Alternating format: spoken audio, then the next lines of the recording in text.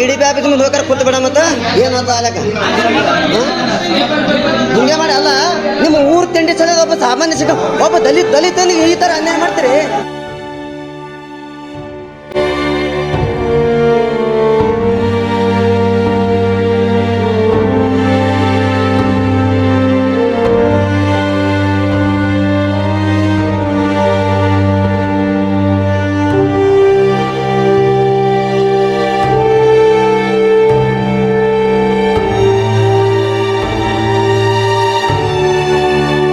ವೀಕ್ಷಕರೇ, ಇವತ್ತು ಒಬ್ಬ ಅಮಾಯಕ ಶಿಕ್ಷಕ ಇವತ್ತು ಕಣ್ಣೀರಿಡತಕ್ಕಂಥ ಒಂದು ವಿಷಯವನ್ನು ತಮ್ಮೆದುರು ತರ್ತಾ ಇದ್ದೀವಿ.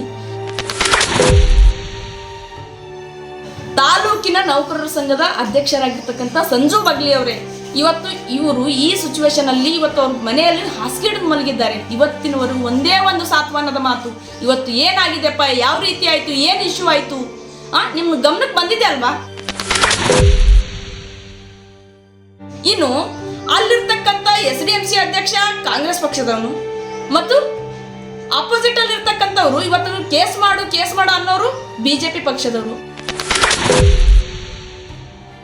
ಇವತ್ತು ಅಫ್ಜಲ್ಪುರ ತಾಲೂಕಿನಲ್ಲಿರ್ತಕ್ಕಂಥ ನಮ್ಮ ರಾಜಕಾರಣಿಗಳು ವೀಕ್ಷಣೆ ಮಾಡಬೇಕು.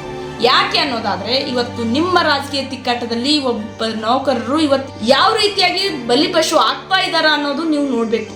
ಯಾಕಂದ್ರೆ ನಿಮ್ಮ ರಾಜಕೀಯ ತಿಕ್ಕಾಟವನ್ನು ಇಟ್ಟುಕೊಂಡು ಒಬ್ಬ ಶಿಕ್ಷಕನಿಗೆ ಹರಸ್ಮೆಂಟ್ ಕೊಡ್ತಕ್ಕಂಥದ್ದು ಇದು ಯಾವ ನ್ಯಾಯ? ಇವತ್ತು ಅಫ್ಜಲ್ಪುರ ತಾಲೂಕಿನಲ್ಲಿ SC/ST ನೌಕರರ ಸಂಘಟನೆ ಒಂದೇ ಒಂದು ಸಂಘಟನೆ ಇಲ್ಲ ಅಂತಂದ್ರು ಇದು ಎಂತ ನಾಚಿಕೆಗೇಡಿನ ಸಂಗತಿ ರೀ.